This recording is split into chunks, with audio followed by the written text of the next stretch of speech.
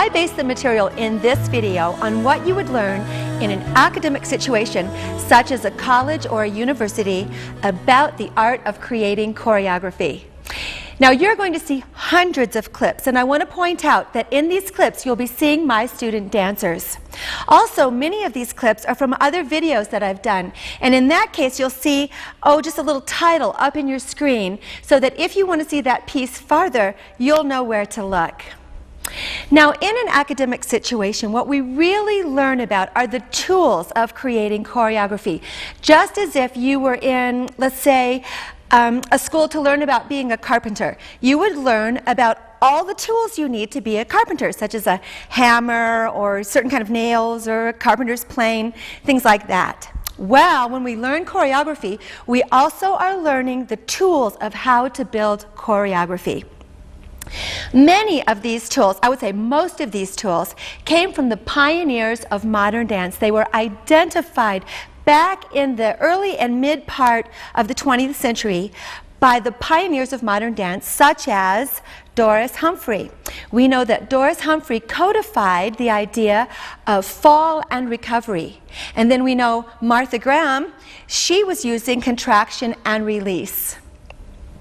Now, out of this era, some of the most helpful tools, the most valuable tools that came about were the identification of 7 qualities of movement. The 7 qualities of movement are identified as swing, sustain, suspend, staccato, vibrate, explode, and collapse. Let's take a look at those qualities. Here we see an example of collapse. Collapse means to fall or cave in. A lot of times, collapsed movement goes all the way to the floor like this, but collapse can happen at any level. Here we see staccato movement. In this instance, the staccato movement is rhythmic, which makes it percussive. You can almost hear the beat just by watching the dancers' percussive movements. Staccato movement is quick and sharp, and the dancers must be able to move quickly and cleanly to show staccato intent.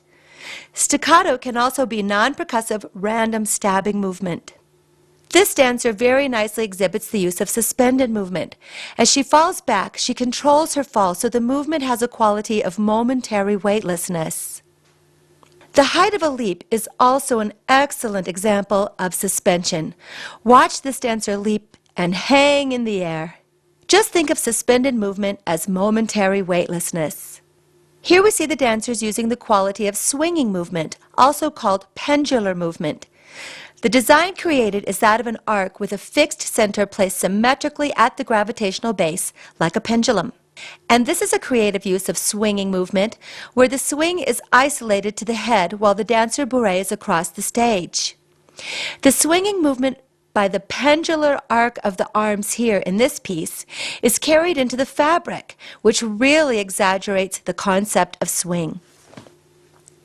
Explosive movement is just what it sounds like, and is oftentimes implemented through jumps. In explosive movement, energy explodes from the center of the body, working its way from the inner core to the peripheral edges, and is oftentimes followed by a collapse. Vibratory movement can take place in isolated parts of the body, such as the fingers and the hands. In vibratory movement, the energy doesn't have time to move very far in any direction. One of the most common and well-loved vibratory movements is one of our favorites, the shoulder shimmy. I always think of sustained movement as having a sort of Tai Chi energy. It is continuous, never-breaking, even flow. Sometimes it can even look slow motion or like movement underwater. One of the most exciting ways to use the 7 qualities of movement is to juxtapose them against each other in movement phrases. This creates dynamic change. Here we see a suspended movement followed by a collapse, and a vibratory movement followed by swing. Lifts are another way to create suspended movement, and this suspension is followed by a swing and a vibrate and sustained movement. Here, the legs are vibrating and the head is percussive. This phrase repeats: suspend, collapse, suspend, collapse, suspend and collapse. You can see that the phrase just uses suspensions and collapses. In this piece, the movement qualities of the dancers themselves are juxtaposed. Look at the two dancers on the floor in the back. They are very engaged in sustained movement, while the feature dancer executes a movement phrase at a much faster tempo, utilizing many other qualities of movement. Sometimes that suspend-collapse mix can be used in the concept of tension and release, another tool identified in the modern dance movement. Watch this dancer reach and then collapse. Another way to build tension and release is through movement that is percussive, followed by collapse. Also, at the very basic foundation of dance composition, we identify that there's two types of movement: axial movement and locomotor movement. Axial movement is movement that stays in one location and moves around the axis of the core of the body. Locomotor movement is movement that carries you through space from one location to another. After our students have learned about the 7 qualities of movement and axial movement and locomotor movement, it's time for them to start building phrases. You have enough material that you've already learned about, enough of the tools that you can really start experimenting and learning some phrases. Now, when I was teaching choreography, I found this really to be the hardest part of the whole semester, because my students wanted to build phrases, but they really didn't know what to build phrases out of. So we just have to remind them about the 7 qualities of movement, axial and locomotor movement. Now, for the novice choreographer, for our students who are just learning and experimenting, they have a strategy. It always turns out the same. The tactic of the beginning choreographer is to think back on what they've learned in the past, in their classes, and think about that vocabulary and sort of string it together into a movement phrase. You know, you don't even have to get out of your chair to do that. It would be something like this. I think I'll do a pas de bourrée, and then I can do a pas de bourrée turn, and then I'll do a chaîné. Oh, and there was that cute thing I learned at the convention last year, and then, oh yeah, I'm really good at leaps. You see what I mean? You're just thinking of things you know how to do and kind of stringing them together. You know what? That's fine, because really all of our dance is made out of our dance vocabulary. We need that vocabulary. But we just have to remind ourselves and our students when we're choreographing to be a little bit more innovative with that vocabulary and apply the 7 qualities of movement and really define what is our axial movement, what is our locomotor movement. Before we do that though, let's take a look at how we can just whiz through a combination and name off every single one of those steps all the way through. And we'll see how a phrase can be built out of just vocabulary that you know. In this phrase, we can name every single move as part of a movement vocabulary, such as écarté, back attitude promenade, passe, développé, back to passe, arabesque, pas de bourrée. I'm sure you get the idea. And this is not true just of ballet. We can easily fall into this in jazz as well, such as we see a layout and a V-sit, followed by a double attitude and pirouettes, pas de bourrée turn, développé, hip roll. It just can go on forever. Things get a little more interesting when the qualities of movement enter the picture. Here we see a pretty identifiable string of vocabulary movement in sustained quality. Then it has a moment of becoming percussive. Then it floats back to sustained. And then we see a suspend, and a swing, an explode, and a collapse to the floor. In building phrases, one of the things that comes most natural to me is the use of momentum, where one movement naturally flows into another. Even though we see a change of directions and energy, the movement connects very easily together in a flowing fashion. This is the kind of choreography that dancers may describe as feels good or flows together. I think this movement phrase really demonstrates the "oh, feels good" style of connecting movement.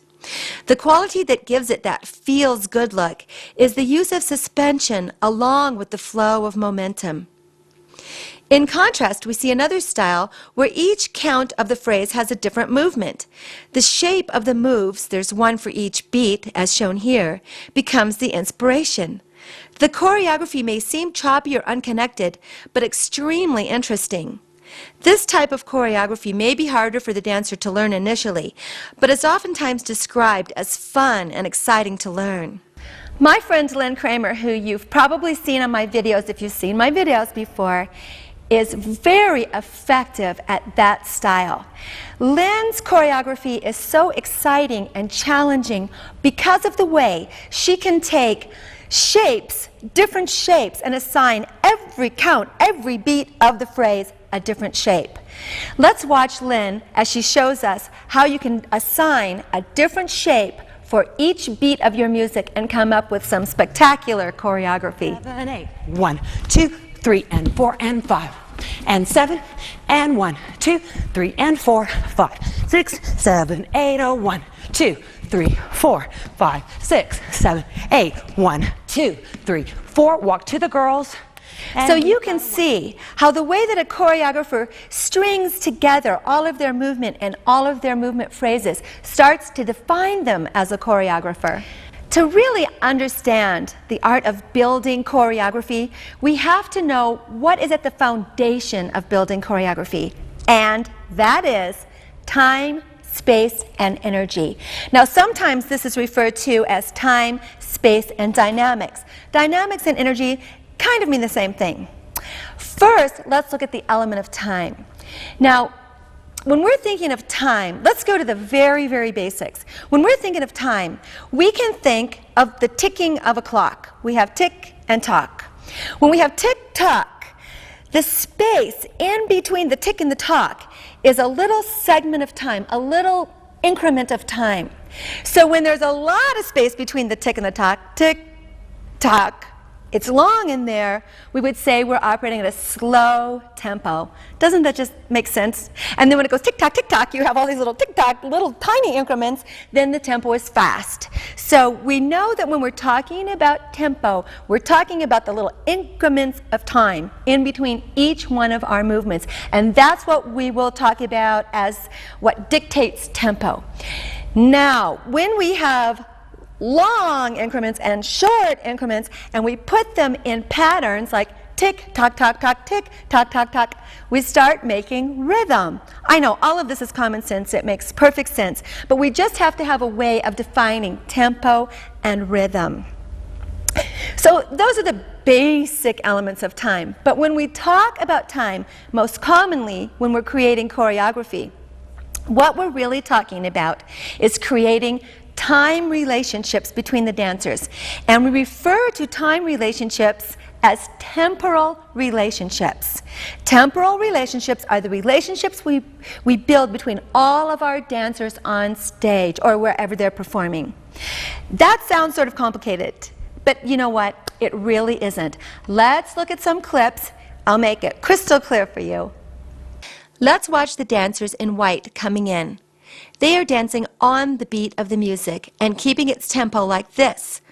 1, 2, 3, 4, 5, 6, 7, 8. 1, 2, 3, 4, 5, 6, 7, 8.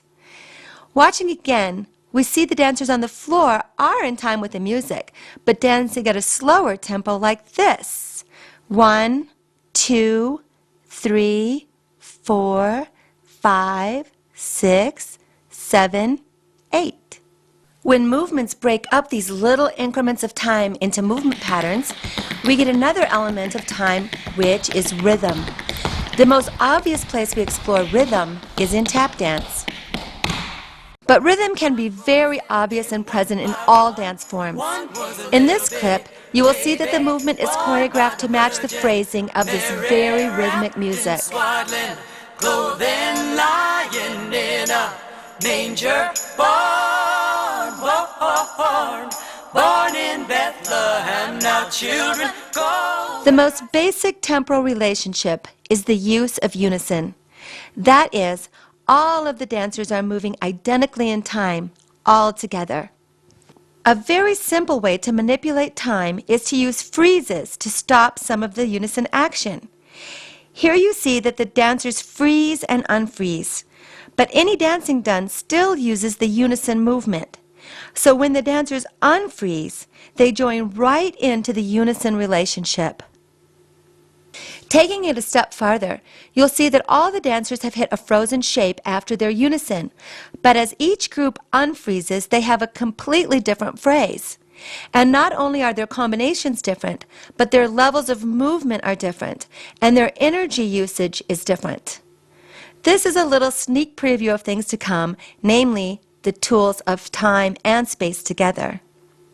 One of the most popular and effective ways to create temporal or time relationships is through the use of canon. Just like the concept of singing "Row, row, row your boat," dancers start the movement phrases one after another as we see in the trio. It changes the temporal relationship even further when we add more dancers. To the untrained eye, this may seem like chaos, which is another tool in choreography, but really it's just the simple canon. Personally, I like to pull my choreography back together in unison following a canon.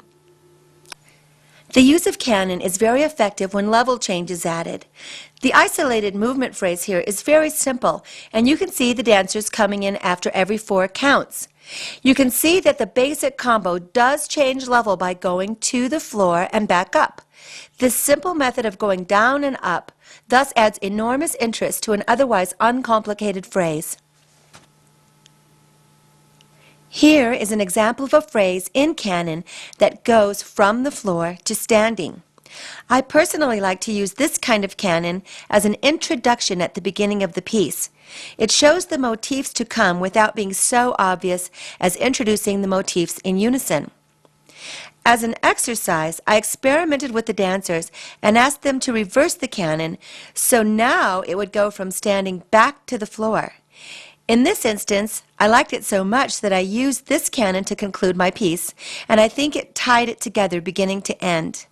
But at the very end, I added a focus change in unison for oomph.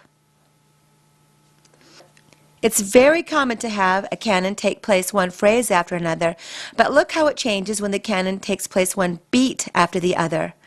Again here we see choreography demonstrate the concept of chaos, which as we know I like to follow with unison movement. Another consideration in time is the use of question and answer, or it's sometimes called call and response. This is sort of like a conversation where one dancer's movement elicits response from another dancer. This example sums up all the temporal manipulations we've talked about so far. You can see that the dancers are using freeze and unfreeze to come in and out of their canon. Also, the movement phrase itself is basically very uncomplicated, but changes levels, thus making the canon more interesting. The second of the 3 basic elements of dance composition, the second is space. Remember we said we have time, space, and energy. Now we already know a little bit about space because in some of those clips we saw the use of levels. So when we talk about space, we actually have 4 considerations. The first is levels, low to high. The second are our directions, where which direction we're moving, front, side, back. The third is not about direction and not about level, it's about shape. In space, what kind of body shape are our dancers going to make? So let's say we have a dancer and she's making a curvy shape or an angular shape or a zigzaggy shape, with her arms. You're talking about the particular shape of the body. You might have seen the group Pilabolus. They're wonderful at making body shapes. So that's what we're talking, the shape of the body. There's another type of shape we talk about when we talk about space, and that is group shape. In group shape, it is what shape are we making with all of our dancers' bodies. We're going to talk about all of those 4 considerations, but first let's go a little deeper into levels, the very first one. Levels, in levels, we have 5 basic levels in dance composition. Level 1 is right to the floor, and it goes all the way up to level 5, which is in the sky. Let's take a look at all those levels. Level 1 is flat to the floor. Level 2 is usually just as high as a sitting position or a low kneel. Level 3 includes the height of layouts, lunges, and squats. Level 4 is dance at normal standing level. This is the most comfortable level we can have, and we have to remind ourselves not to hang out here too long without a level change. Level 5 is a dynamic level that is most commonly achieved through jumps. This dancer explores level 5 even more with jumps that are low, middle, and high. Because of the nature of jumps, they will almost always have an explosive quality. So to explore level 5 with different qualities of movement, such as a sustained or suspended movement, we can use lifts. Of course, our lifts don't have to stay at level 5. The fish, for instance, comes down to level 3. One of my favorite exercises in exploring levels is to invent long combinations of floor work at levels 1 and 2 that incorporate flow from one shape to another. Of course, when we study space, we also study the concept of spatial relationships between the dancers. Let's go back to the very simple levels. Levels in unison here. In this choreography, we see a single dancer at level 4 when all of the other dancers are at level 2. They are basically in unison performing the same types of shapes. Here we see 3 levels of dancers in unison or executing movements that are similar in type of shape. The levels create layering. Taking the levels farther, we see levels 2, 3, 4, and 5 here. Another characteristic of space is the actual use of body shapes, such as the curvy body shapes created here, or the angular body shapes choreographed into this movement phrase. Body shape can also be enhanced through costume and fabric, as we see these billowy skirts can create interesting shapes that are manipulated by the dancer's movements. In fact, you can use the fabric of your costume exclusively to create interesting shapes that flow from one to another. Here we see the dancers manipulating the shapes on stage through the use of the fabric of their skirts.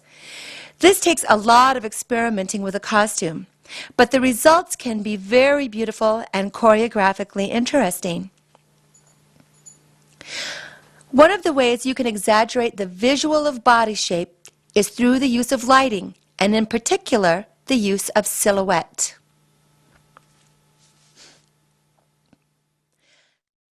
It's so much easier to talk about directions, which is spatial exposure, when we just can draw it out. So let me just draw this out for you quickly. It's so easy.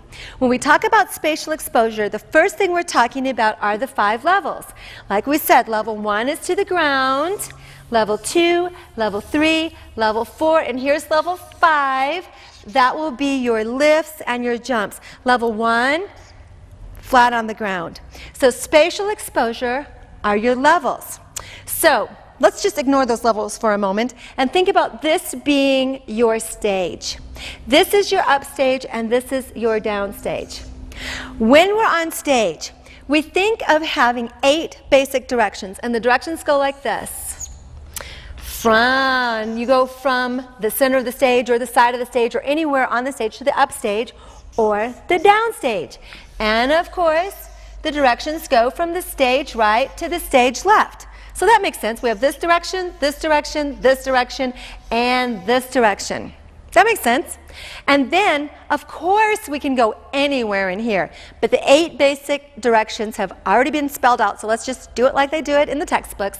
So you can also go here on the diagonal, the upstage diagonal, and you can also go on the downstage diagonals. Those are your 8 basic directions of spatial exposure.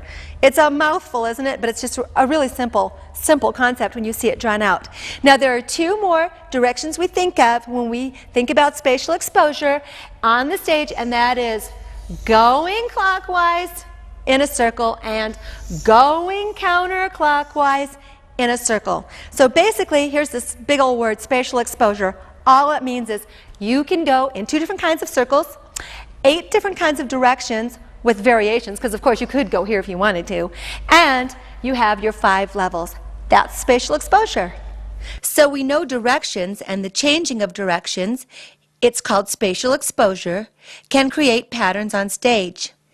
Here we see dancers executing the same movement. They are all going in different directions though, like the spokes of a wheel. In this example, we see dancers doing the same combination with half of the dancers facing upstage and half of the dancers facing downstage. Even though they are all doing the same dance and starting on the same foot, the change in their direction, some to the front and some to the back, which is spatial exposure, creates opposition and interest. Another aspect of space are the actual shapes you make on the stage using the dancers' bodies. These group shapes are referred to as formations. This is one of my favorite formations. I call it bowling pins. These dancers are in the shape of a horizontal line. Here are dancers in the shape of a circle. And you can see these girls in the shape of a triangle. Things get very interesting when we begin to combine tools of time and space. Here we see a 2-part canon starting. It starts off with sustained movement, but quickly moves into other more dynamic qualities of movement. Now, I've choreographed the basic phrase to have a lot of level change as well as a lot of direction change, moving to the right and to the left. With a little pre-planning, you can design your phrase and your canon so that one dancer's movement descends while the other is ascending. Keeping this little trick of level change and direction change going for the length of the phrase can create beautiful design. Here we see the dance phrase again, but have changed the element of the formation by adding more dancers. The front group has the formation of a V, while the back group maintains the formation of a horizontal line. When we use the same material, but vary an element, such as the formation and the number of dancers, as we've done here, it's called phrase variation. And here the phrase variation takes it a step farther by changing the timing of the front dancer and throwing her into the 3rd part of the canon. This is a movement phrase that moves down stage, changes levels, and then moves back up stage. The raw movement phrase itself is so simple, but with a little pre-planning, you can choreograph movement that will make some dancers move forward while others are moving back, and it creates some very dynamic staging. When we study the art of choreography, phrase manipulation is always a big part of our curriculum. But how do we manipulate phrases? Well, there are lots of ways. 2 of the ways we study right off the bat are experimentation and improv. First, let's talk about improv. So let's say I'm the teacher and I'm assigning my class an improv. It might go something like this. Okay, class, I want you to make up 4 counts of 8. The 4 counts of 8 have to travel from stage right to stage left. I want you to have, let's say 5 counts of 8, because I want you to come in with a locomotor movement, do an axial movement, another locomotor movement, another axial movement, and then another locomotor movement to take you off the stage. And I want all of this movement to be at level 4. Okay, go. And then everybody makes up their phrase. Then you come back and we're going to start improvising with it. And I say, okay, we've got our phrase and now we're going to improvise with it and change it and manipulate it. When you do your locomotor movement coming in, I want you to do it with a hand gesture that happens between your waist and the top of your head. And when you do your locomotor movement, as soon as you get to your spot and do your axial movement, I'd like you to take that axial movement down to level 2. On your next locomotor movement, I want you to take it in a pattern, maybe a figure 8, a circle, a square, something like that. Then on your next axial movement, I want it to be at level 5. And then, so usually that would be a jump. You would just do your axial movement while you were jumping. And then I want you to take your locomotor movement off the stage. You'd be amazed at what everyone comes up with. You couldn't even imagine it yourself. There are so many wonderful surprises when you experiment or when you do improv.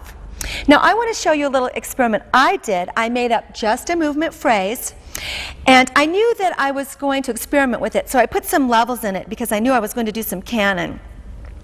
This little clip is from my video Envision Volume 8. So let's take a look at my experiment with time, space, and energy. The first time through, the dancer will perform just the basic combination. Now in the basic combination, I did try to move the dancer around on the stage from the right side of the stage to the left. And I also tried to move her from the back of the stage to the front and use a lot of spatial dimension. I also added level change and varied the different qualities of movement throughout the dance to give it interest just as a solo. The next time through, I added a dancer doing the same combination on the left, which changes the spatial quality. They are still in unison, so the aspect of time hasn't been affected. You can see that the movement is in opposition. This is called mirroring and can be effective in short spurts. But as you can see, a little bit of mirroring goes a long way, and after a while it does become tiresome and predictable if it's overused.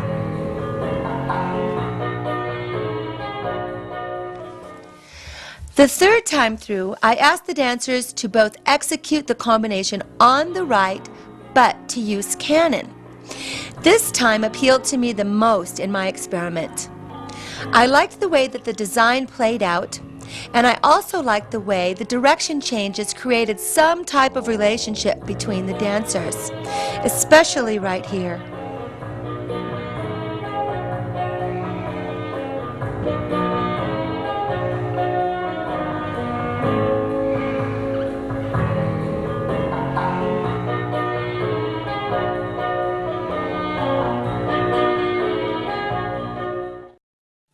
Going on with my experiment, I changed the costume and the music. Changing the music automatically altered the tempo and the energy of the dance, which created a change in the dynamics. As you can see, this time I had the dancers back to executing the right and the left sides and using the use of canon. In this experiment, I really did like the change of the costume. The costume was much more sleek, and I liked the texture it created in the dance.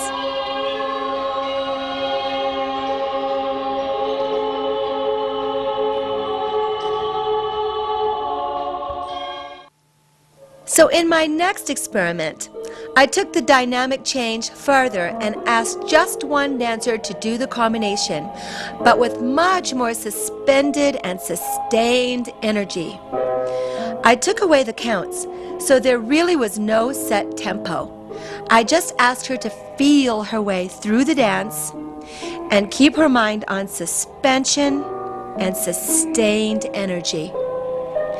You can see that I also took the costume a step further, and since I really liked the sleek look of the fabric, I made a longer dress as the costume this time. So the sleek look went a little bit further.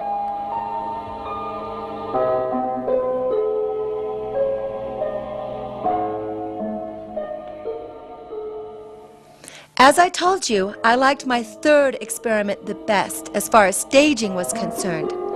That was the one where they both started on the right, but they were in canon.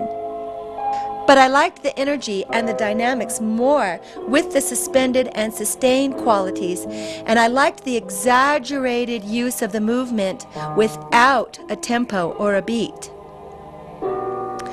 Also, I really liked these long, sleek-looking dresses the most.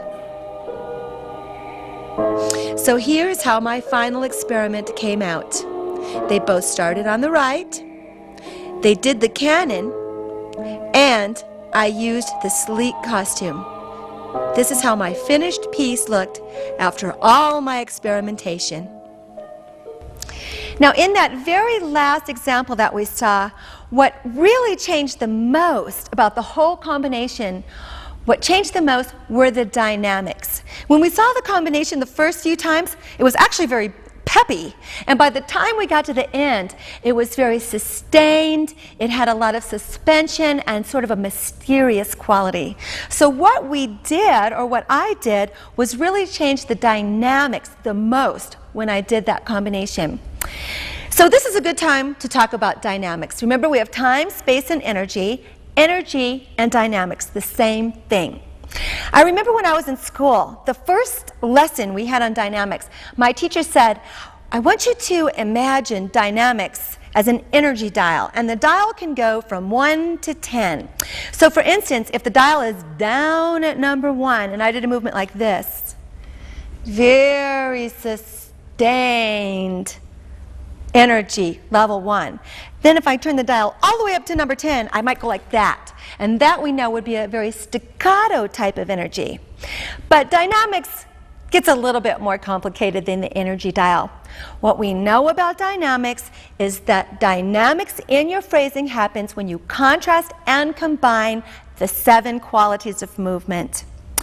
Now, when that contrast happens in the 7 qualities of movement, we start creating what's called tension and release in our pieces. You can't really talk about tension and release without going into fall and recovery. To talk about fall and recovery, we've got to talk about Doris Humphrey. You know, you really cannot even talk about choreography or the art of choreography without acknowledging Doris Humphrey. Doris Humphrey wrote a book in 1958 called The Art of Making Dances, and believe it or not, until that time, no one had done that.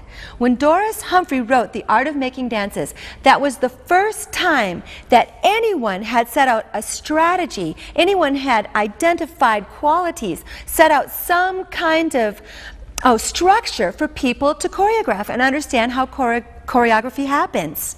One of the most defining achievements of Doris Humphrey is her codification of the concept of fall and recovery. There are technical and even esoteric definitions of fall and recovery, but basically it's just what it sounds like. It's very closely related to tension and release, but the concept of fall considers the giving in to gravity and then recovering from the gravitational pull. This dancer's choreography shows varied use of fall and recovery, such as here where her fall is done from level 3. She also incorporates different qualities of movement, such as a sustained quality. Coming from a level 5 jump, her fall is much more explosive. It's much more dramatic.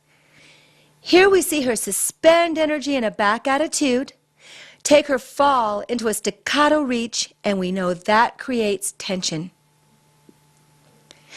Watch how interesting the choreography becomes when the dancers all have different types of falls with different qualities and dynamics, and then they all recover in unison. In jazz, we often see the fall to the floor coming from jumps, and we know that would be from a level 5. Here we see the dancers take a fall to the floor from split leaps and flow into immediate recovery. In this piece, I experimented with the idea of delaying the recovery. The floor dancers don't quite freeze, and they don't quite recover right away. I sort of grew into my recovery. In this phrase, I have the dancers executing their fall and recovery in a canon that creates a sort of domino effect, which makes the gravitational pull appear as a wave. Here again, we see the wave and canon that is created by fall and recovery, accompanied by the time tool. We already know about that time tool, freeze and unfreeze. So when we talk about fall and recovery, it really fits into the category of dynamics because the energy shifts, and this creates contrast between tension and release. We weren't quite finished talking about space when dynamics kind of jumped in there. So let's back up a little bit and let me finish talking about space. We just need to review for a minute the 4 considerations of space. There are levels, we talked about that. directions, which are also called our spatial exposure. There are individual group shapes, like, making a curvy shape or an angular shape. And then there are our group shapes, like bowling pins or a line or a triangle. Now, in space, when we start to combine our spatial exposure, that's all the directions that we can go in, and our group shapes, that's our dancers maybe in a line or in a circle, when we start combining those and moving those around, we start making formations, and this is the beginning of staging. Now, I have a whole video on staging and formations that just goes on and on and on, but I think that we really need to stop on this video too and talk a little bit about staging and formations. First, let's acknowledge that there is such a thing as pure unison, and when pure unison is being performed, the spatial relationship between the dancers technically should be staying the same. Now, when we take unison movement and change the spatial exposure, such as here where one line faces back and one line faces front, we create spatial relationship between bodies in space. Let's take a look at that same material again from a more bird's eye view, and you will really see the spatial relationship that's created just by having one group face back and one group face front. When we use both concepts together and come in and out of unison, that's where we really begin to create interest in design, by going in and out of unison. Another staging technique that I like is choreographing for partners. I like it in short spurts, using it sparingly, but you can create nice spatial relationships and relationships between the dancers personally. Here I follow with a short girl section and, of course, a short boy section. By the way, I think you can see that my boys are really girls. In the party scene from my Jazz Nutcracker, I did the same partnering type of staging, but here used the time and space tools to create cannons and level changes. Mimicking movement makes for nice visuals on stage. Here you can see the jumping girls split jump while the floor dancers mimic the shape. Then they all reach at different levels and kick up at different levels.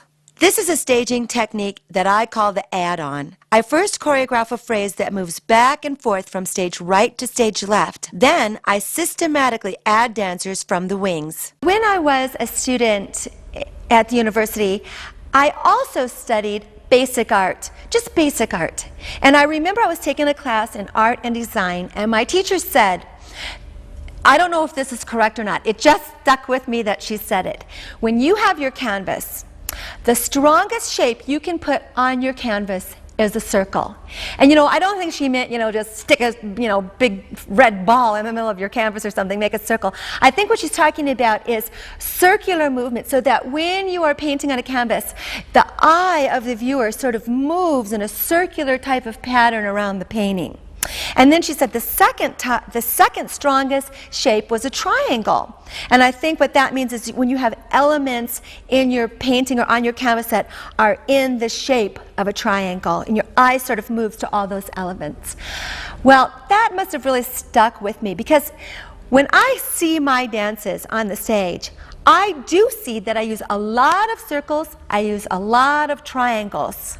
So you can't just stick something, a circle in the middle of your stage. You've really got to create movement within that circle, just like on a canvas.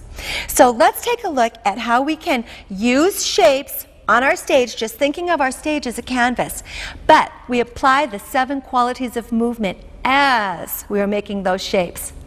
In this example, my dancers clump into a circle, suspend as they open the top of the circle, turn and lift a sustained circle shape in their hands, and then the dancers expand and recover their circle as they make formations that go in and out.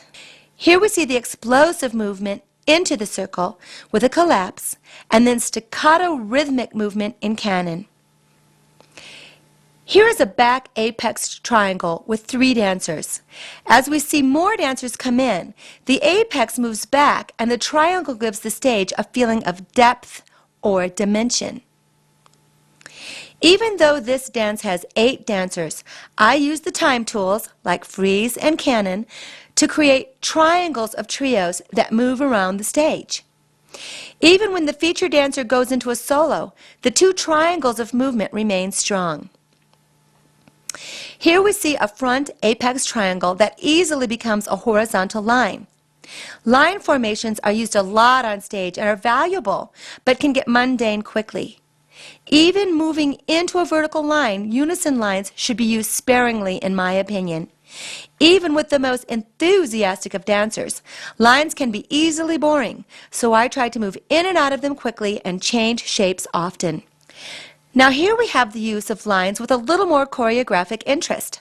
The jumps make the movement dynamic, and the cannon adds temporal interest.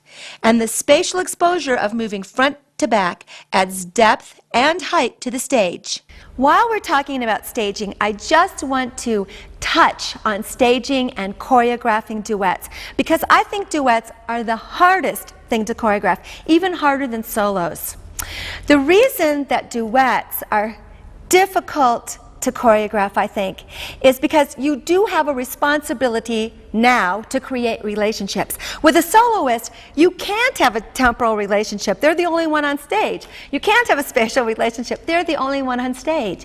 But when you start to do duets, you do have a responsibility to start creating relationships.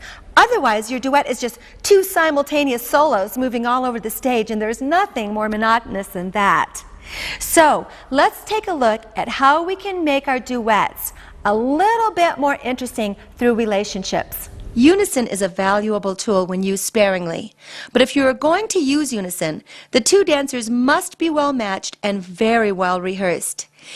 These dancers are successful in their unison as they approach the choreography with the same dynamic energy and can achieve the same body shapes. This unison becomes more interesting. The dancers are still in unison but change spatial exposure, so one performs on the right and one on the left. This, remember, is called mirroring. Mirroring, like unison, can be nice when used sparingly. Especially in staging duets, we have to consider making interesting body shapes. These dancers create body shapes that are quite complementary to each other and then move in and out of unison movement. You can see how both their shapes involve combray and descension, and the lines are pretty together. It's appealing the way they go in and out of unison locomotor movement and then back to creating complementary body shapes on different levels. I think this choreography is very successful in its use of unison, body shapes, and mirroring. All are present, but in very small doses. The dancers move easily and quickly with a wonderful flow from mirroring to complementary body shapes to unison. Now is a good time to introduce the concept of first and second functional dance. Now, when I was a student at a university, my teacher told us about first and second functional dance. And then when I was teaching at a university, when I was teaching choreography, I taught my students about first and second functional dance. But truly, besides my teacher telling me and me telling my students about it, I've never really heard anybody else talk about it. Of course, it's a textbook concept. First functional dance is dance that exists for its own sake. It's dance that just comes out of design. It has no other meaning except for the visual design. It doesn't matter about the music. It really doesn't matter what anybody thinks it means, because it doesn't mean anything. It's just about the design of the dance. And so many of the early modern dance pioneers wanted to do first functional dance because I think that they were just sort of tired of all those story ballets. Everything was about a story. And so they created dance that just existed for its own sake, was valid all on its own. Second functional dance, on the other hand, is dance that tells a story, like story ballets are completely second functional. A second functional dance tells a story or elicits an emotion. It has something to do with making the viewer and the dancers feel something. So that's the difference between first and second functional dance. Remember when we saw this study earlier? These dancers have no relationship to each other except for design. In fact, it's like they don't even see each other. and the movement was not choreographed to tell a story. So this is an example of first functional choreography. A second functional duet would definitely show a relationship between the dancers. One way to establish a relationship is through focus. In this duet, it's obvious that the dancers see each other and are connected to each other. Because of the spatial relationship shapes used with well-executed focus, the audience vicariously will feel the emotional relationship that the dancers depict. I think one of the most challenging things to choreograph is solo choreography. Not as challenging as duet choreography, but the very next best challenge. The reason is, as I said, for the soloist, you can't build relationships on stage between that soloist and anybody else, unless you've got a prop or something on the stage, or she's got some relationship going on with their costume. Really, the solo dancer, you have to think of some other way to build a relationship. So what we do with soloist material when you're choreographing it is, we've already heard this, you have to create dynamics in the phrasing itself. And the way you do that, we already know, is between contrasting and combining the 7 qualities of movement. Now also we have going for us when we're choreographing for a soloist all the different levels, levels 1 through 5.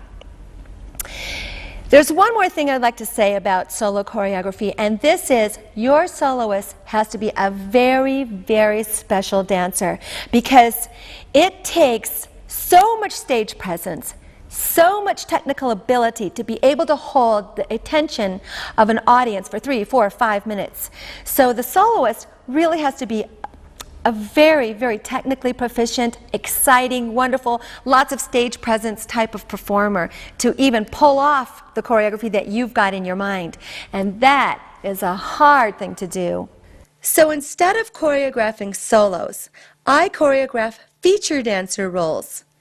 I still need a dancer that is soloist material, who is technical, who has stage presence and can hold the audience. But I have the luxury of temporal and spatial relationships to work with on the stage.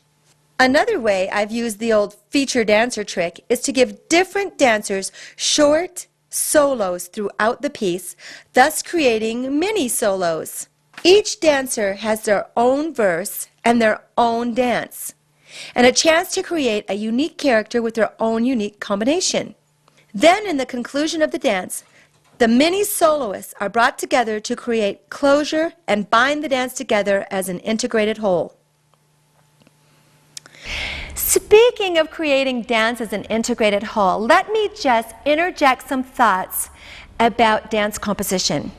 Now, I remember in school, and you remember this too, because we all had to take English class and creative writing class and beginning writing classes. We all learned that literature has a specific strategy for composition. We want an introduction, we want a rising action where we have theme and variation, we want a climax, and we want a conclusion. Well, I don't think that dance is very much different. For an example, remember this little clip from earlier in the video where I told you I was experimenting with the cannon going up, and then my experiment was to have the cannon go in reverse back to the floor? Here is the cannon coming up and the cannon back to the floor in reverse. Well, as it turned out, the cannon rising was the beginning of the dance, and the cannon going back to the floor was the conclusion of my piece. Of course, there were theme, variation, and climax in between, but the 2 cannon sequences were the way I tied the piece together. Let's move to another concept we study in choreography, and that is the use of focus. Here we see just percussive use of focus with a number of direction changes. The use of levels makes the focal change even more interesting. But this focus change is very cut and dry and used mainly for design. This dancer has a wonderful use of head focus. It's not that we actually feel she is focusing on anything in particular, but she uses her head focus as sort of a punctuation in her movement. Let's watch again so you can see how this staccato head focus creates a contrasting dynamic to her suspended movement. Her clean execution makes this choreography very dynamic and very exciting. This is a very textbook type of exercise in focus. Choreographically, this study is predictable and sophomoric. However, as a focus study, it does successfully explore elements of focus. By focusing out, you can tell that the dancers see something out there that the audience isn't privy to. One by one, the dancers focus on, approach, and retreat from the unknown element. And then, predictably, they all run forward and repeat this. Then we see the focus go down, portraying an introversion as they roam in chaos. And as you might guess, the exercise concludes with the dancers once again focusing on the imagined presence. In this number, the dancers again create an imaginary object through their focus. We see them not only focus on it, but play with it and incorporate it right into the dance. As I mentioned before, this duet is beautiful and has nice design, but the dancers have only internal focus, which makes an emotional relationship between them void. When there is no focal acknowledgement between dancers and they just dance in their own little world, I would assume this dance to be first functional. In contrast, here we have again a beautiful duet with lovely design, but the dancers incorporate the use of focus on one another, which keeps the relationship between them alive.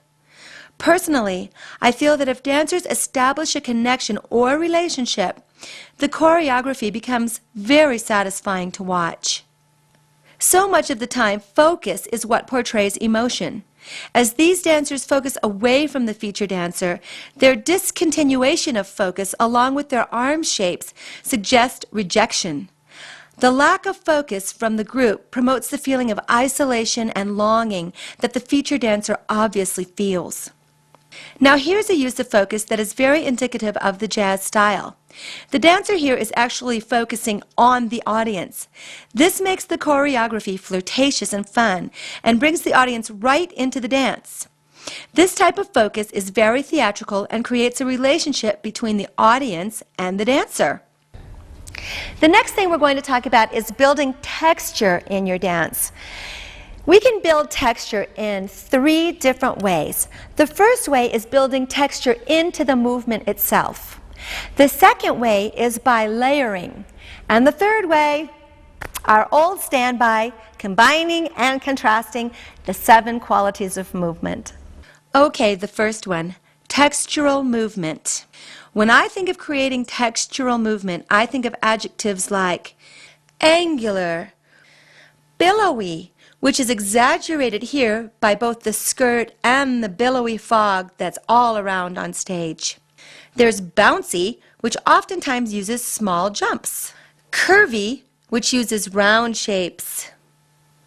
Here I was thinking of fringy, like the fringy skirts and the fringy spears of light. This movement could easily be described as slinky. And here we see texture that's pointy and jagged. Here the texture looks very soft and unruffled. Another way that we create texture is the same way we create dynamics, and that is contrasting the 7 qualities of movement. Here we see soft movement, while the solo dancer explodes with a jump. Texture is created here as the standing performer performs swinging movement in contrast to the sustained movement of the floor dancer. This is particularly nice when they come together in a swing, and the texture here is created by the different levels that create layers. In dance, we also use layering to create texture. You see here that we have dancers at the low, middle, and high levels to create stage texture. Further, the dancers in the back use their skirts to create billowy texture, while the dancers in the front have more percussive movement. These rows of dancers create layers as they vary their time and space relationship. They make their level changes and thus their layering through a series of freezes and canon. This layered clump of dancers have some very lively choreography here. It's punctuated by the fringe and the lights on the fringe. A luminescent whirling texture is created. If you remember at the beginning of the video, we talked about levels. By using levels to create layers, we create textures. One of the most textural choreographers and our pioneers of modern dance is Merce Cunningham. Merce Cunningham had a way of choreographing that was called the chance dance.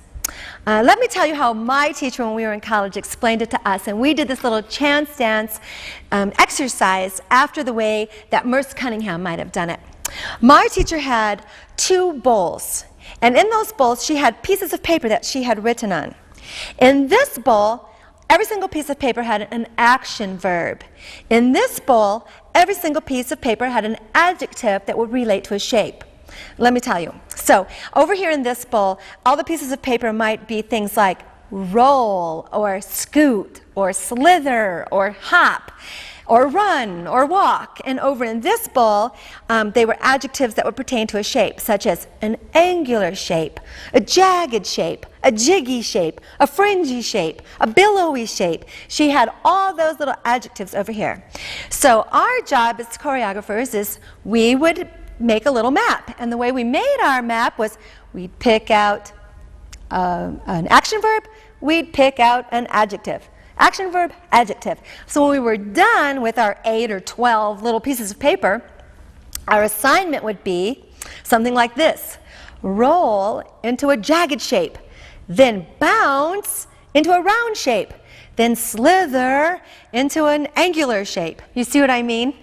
This is chance dance developed by Merce Cunningham. And you can see that by the time you were finished with that little movement phrase, that combination, you would have a very textural little movement phrase. The textures being round and soft or jagged or picky, whatever kind of little words she could think of.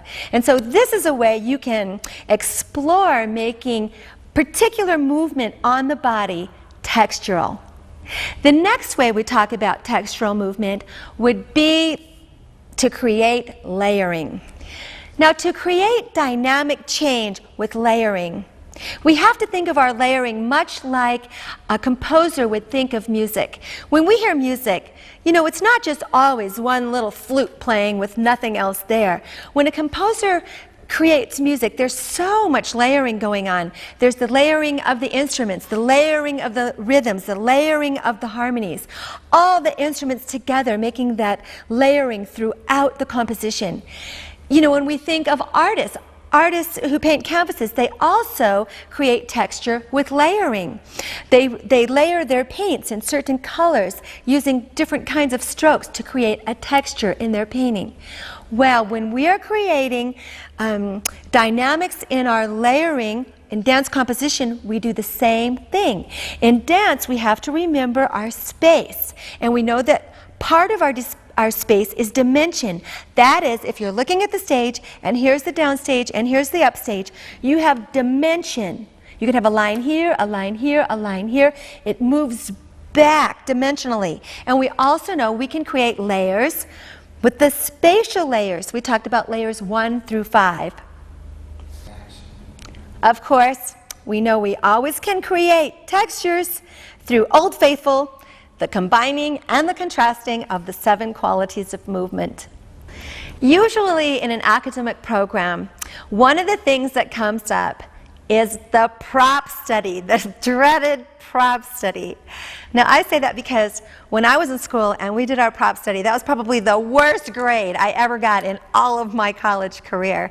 And I think it was because I just didn't understand about props. What I did is I just grabbed a coat hanger, you know, a wire coat hanger, and bent it this way, and as I stretched it, I would plie. It was just so dumb. So what I think I didn't understand was that when you're doing a prop study, the prop has to become a valid and valuable player in your choreography. It has to have a reason to be there. It has to almost become a character. So through the years, I've gotten a little better at using props, and I'll show you some of the ways I've used them. Okay, in prop study, we are always going to see the chair. In this dance, I use the chairs to quickly change levels. The hat is another popular prop and pretty easy to incorporate into choreography. Here we see the fan as a prop. These girls do a pretty good job of incorporating the fan to make the movement design. Also, this dance has a Spanish flamenco feel, and the fans help to promote the Spanish flavor. In my Nutcracker All Jazzed Up, I use fans and umbrellas in my Chinese dance. The added shapes of the fans and the umbrellas were really beautiful on stage, and they gave the piece interest and texture and dimension. This piece already had a very billowy texture because of the skirts, and the candles were a nice prop because, as you can see, the skirts picked up points of light from a special gobo. The billowy texture, the luminescent candles, and the points of light on the skirt created a mystical, beautiful atmosphere. In our academic studies of creating choreography, one thing we hear all the time is, "Don't be cliché." Well, what does cliché really mean? It really means your choreography is very predictable and it uses movement that you see all the time. So first let's talk about your choreography, or anybody's choreography, being predictable. Being predictable would be something like this. You stand on the right side and go shoulder, shoulder, arms up, down. Left side, shoulder, shoulder, arms up, down. You can see how you could just predict. It happened on one side, now it's going to happen on the other side. First, I want to comment on choreography like that because I don't want to discourage it. There's a place for that kind of choreography, and that is in our studio, especially when we're working with beginners. To create balance in our beginners, they're going to have to turn to the right and they're going to have to turn to the left. So when we do turn to the right, turn, turn, up, down, shoulder, shoulder, shoulder. I always go to the left. Turn, turn, up, down, shoulder, shoulder, shoulder. That builds balance. And you know, we've all met those dancers who love to do it on the right. They can't do it on the left. So that kind of choreography, I think, is very valuable, valid. We need to have it in our classes with our beginning students because they need to be balanced, number one. And number two, it's gratifying to them to know what's coming next. And we all know that with beginning students, it's easy to confuse them and lose them. We want to keep our beginning students in class, and so we have to create little places of gratification for them. And one of those little places is, "Ooh, I bet I know what's coming next. I was right, that did come next." And then they feel gratified, and they can also know what's coming. You know, when they're performing it, it gives them just that little moment of relief. Oh yeah, do it to the right, and now do it to the left. They have a little bit of relief because they don't have to think of the next hard thing quite as quickly. However, on stage, we do want to be a little bit more innovative. Let's look at some ways that we can make choreography that's maybe not so predictable. I must say that one of the most non-predictable choreographers I know is my friend Robert Stivers, who you will meet on the next tape. His choreography is always full of surprises and unique shapes, and to be frank, oddness. It's refreshing. Sometimes I think for unexpected movement, especially for girls in dresses, is to invent movement that's upside down. This press lift is out of the ordinary because of a simple thing like changing the shape of the legs. When we see a row of dancers like this, especially when the first one leaves, we naturally expect to see a peel-off. So an unexpected movement might be that a random group of dancers leaves instead. Here is some unexpected movement in a hip-hop piece. The dancers suddenly break into a balletic petite allegro combination, something you wouldn't normally see in a hip-hop piece. Then they resume their funky style, and the unique contrast has been created. Humor is also a really fun and great tool to create the unexpected. In this piece, the Hot Lunch Jam, I snuck in the lunch ladies, which of course no one expected, and it made the audience giggle because they weren't expecting it. The same thing in this disco number. The audience was just into these pretty girls and their cute dance, and then this sort of John Travolta figure unexpectedly appears and makes everyone laugh with his antics. Humor is a great way to implement the unexpected. Okay, just to recap, let's make a little chart about the considerations of time, space, and energy. And this is a great little chart you can make up on your computer and hand out to your students if you're doing a little unit in choreography. First, time. We know one of the very first considerations of time, tempo. And then, next, rhythm. Rhythm, R-H-Y-T-H-M. Always hard to spell rhythm. Rhythm is just a variation of tempo. The next thing we talked about, freeze and unfreeze. Freezes and unfreeze also will affect time. The next thing, canon. Canon is one way we create temporal relationships right along with the freezes. And then lastly, question and answer, where one dancer will do something that motivates another dancer or group of dancers. So that's a manipulation of time because it's one and then the other. Now, going on to space. We know all about our spatial exposure. We have levels in space, 1, 2, 3, 4, and 5. We have our spatial exposure. That's all of those directions. Exposure, spatial exposure, all the directions, the 8 directions and the 2 circles. Also in space, we have to think about axial movement and we have to think about locomotor movement. Axial movement stays in the same place in space, and locomotor movement takes us from one side of the stage or one place, one location to another. So axial and locomotor movement fit in under space. Then also in space, of course, we're going to talk about our formations that our dancers make. And we're going to talk about dimension and how far back the stage goes. You're creating dimension. Also, in space, we talk about shape. So I'm just going to put shape down here. And we know that shape has 2 different kinds of areas. It has this one where we make the formation, and it also has shape that we make with our bodies, you know, like a curved shape or a straight shape. So these are all the considerations we have to think of when we talk about time. Energy is just simple. There's tension and release. We talked about that.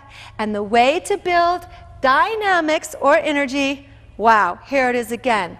The 7 qualities of movement, contrasting and combining the 7 qualities of movement. So if you make up this little chart with much better handwriting than I have and hand it out to your students or use it just for your own reference when choreographing, it really helps bring everything into focus so that you can choreograph. Just look around. If you ever get stuck, think about time, space, and energy, and what are the considerations of each of those elements. Now I'd like to read you something that I think is or should be part of every academic study on the art of making dances. These are the do's and don'ts, the choreographic do's and don'ts set forth by Doris Humphrey in her book in 1958. So let's see what they are. Number 1, symmetry is lifeless. You know, I just want to comment on that just for a sec. For me, symmetry really isn't lifeless.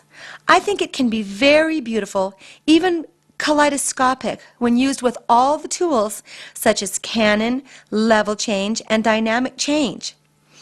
As I reviewed many of my pieces to make this video, I found that much of my work does use symmetry, and I like it. So my point here is to take into consideration all of the academic advice, but in the end, you really choreograph to please yourself. So I would say, do what resonates with you despite all of the textbooks. It's your art, it's your dance, and it's your vision.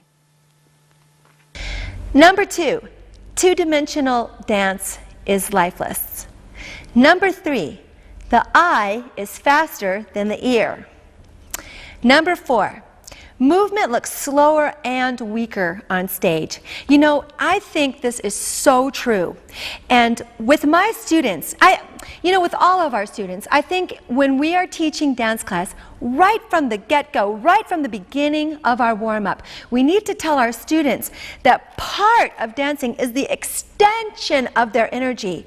Right from the warm-up, I want to see the extension of their energy. And I tell them, if I don't see it in the warm-up, and I'm only this far away from you, how am I ever going to see it when you get on stage and I'm 40 feet away from you? So that's a really good one. Movement looks slower and weaker on stage. Next, I love this one. All dancers are too long. Here, here, I agree. Here's the next one, number 6. A good ending is 40% of your dance. Monotony is fatal. Look for contrast. Oh, good. We already know how to do that. We know that we can contrast and create dynamics through contrasting and combining the 7 qualities of movement. Okay, we got that one licked. Number 8, don't be a slave to your music.